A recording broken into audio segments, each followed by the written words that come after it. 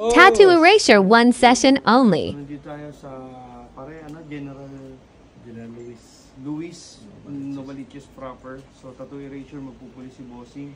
So paano mo nalaman yung tattoo erasure pare? Sa mga nagsisearch po ako, tapos nakita ko po sa vlog, sa YouTube, TikTok, YouTube, sa TikTok meron din. Facebook. Kailan pa? Matagal na? Or Matagal na.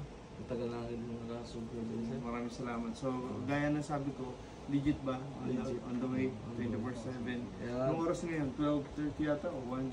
So yun, sa lahat ng gusto magpa-tattoo erasure, PM lang ko kayo. One session only, proven tested since 2013. And marami naman ako ina-upload na video. Tattoo, piercing, tattoo erasure, cover up, release the color for the kite. Ano siya ulit yung pare? Salamat po. Ay, bossing player.